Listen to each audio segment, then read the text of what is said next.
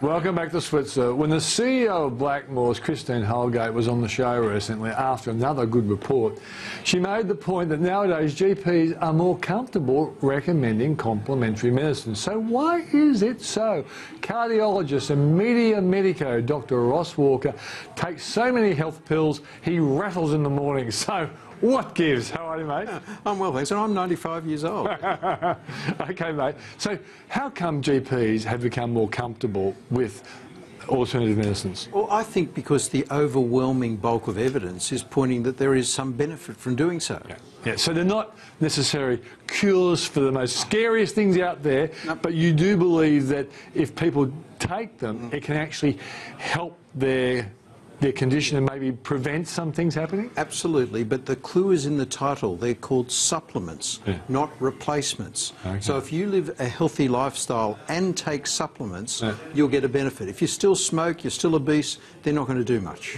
What about the argument that supplements may cause cancer? Yeah. Really? Yeah. This came from a recent article that came out. It was a presentation at an American Cancer Society meeting. Yeah. And it was basically cherry-picking the data to suit his argument. Right. It was a complete load of nonsense. So, for example, folic acid. Now, folic acid, we know, prevents neural tube defects or spina bifida.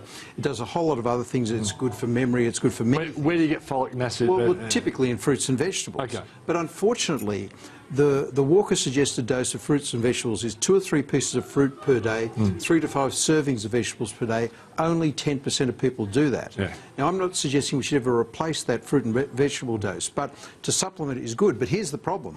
This guy took 2 studies out of Norway where they have a very low folic acid intake, and then at average age 62 of the people in this trial, 7,000 people in this trial, at 62 started giving them high doses of folic acid. So going from there up to there. Now, the average age of cancer diagnosis in the modern world is about age 65. So if you start throwing big doses of folic acid to people who've never really had much in the way of folic acid, when they've got a cancer brewing, you can make the cancer grow faster. So the supplements aren't causing cancer. It's just if you have an existing cancer, the supplements may make that existing cancer worse. But if you go to this shonky little place in the US called Harvard University, one of the greatest universities in the world, they've been doing for the last 30 years a thing called the Nurses' Health Study and the Male Physicians Trial. 120,000 people over 30 years, and it shows when you go 10 years and beyond, both in the males and the females, there was an 8% reduction in common cancers and cataracts in the males at 10 years, but at 15 years in the... By having more folic acid. By having a multivitamin every day with 400 mics of folic acid. So a good standard multivitamin, say like Blackmores make. Yeah. And then when they got to 15 years in the women, there was a 75% reduction in bowel cancer in the women taking the multivitamin with the folic acid, 25% reduction in breast cancer, and 23% reduction in cardiovascular disease. Yeah, okay. So obviously, if you just thought this was a coincidence, you would say that's a coincidence. You think, and Harvard's arguing, there is a strong correlation. Absolutely, they're arguing that. And you see, here's the problem for conservative medicine. They look at vitamins like they look at drugs. Now, drugs are like a high-performance motor car. Get you from A to B very quickly, but with the potential of crashing and killing yourself. Vitamins are like a bicycle. A to B much slower, but you get a bit of exercise on the way. It's much better for the body. And so you cannot use the same rules for drugs that you use for vitamins. They're completely different. Vitamins are more using the rules that we might use for food. And so, for example, the greatest diet anyone can be on is the Mediterranean diet that's been around for thousands of years. But you can't do a randomised controlled trial of diet. It doesn't work. It's great for the body, not great for the economy, as the Greeks have found out in recent times. Fish oil supplements do not prevent heart disease. What's this?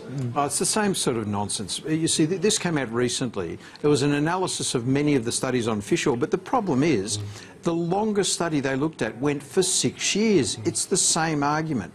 You've got to be in for the long haul. It's like insurance. You pay insurance, and maybe years down the track you might... You're lucky enough you die, so you get some money. Well, yeah, but trauma insurance, you might be able to claim it. But it's a long-term proposition here. It's not something you just do in the short term. But when people read this, they say, oh, I'm taking fish oil because people tell me fish oil is actually good to take. You're saying it's not a threat to your heart. You're a cardiologist.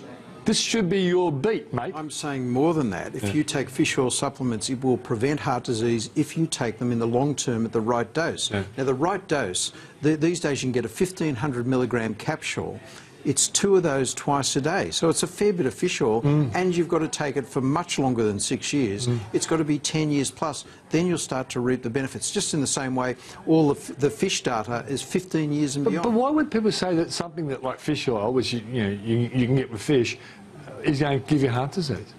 No, they're saying it doesn't prevent heart disease. All right, okay. Yeah, so it's a waste of time. It's a waste of time, and I just don't think they're looking at the data properly. Okay. Any other little curveball before we... a short one, but you got a curveball we should be on top of? No real curveball, but I just think as soon as someone hits 35, 40, be on a good multivitamin with fish oil for life, combined with a good lifestyle, and of course what I talk about all the time, the Italian orange Bergamot as well. When you hit about 50, everyone should be taking that. All right, buddy. Always great to talk. Your website, if people want to catch up with the brilliance of Ross Walker? Thanks, mate. drrosswalker.com, drrosswalker.com. Okay, he writes for us occasionally as well on the Switzer.com.au website. Okay, that's the show for the night. Thanks for joining me. I hope tomorrow the market turns around, but if it doesn't, it's just going to be another buying opportunity. So I'll see you then.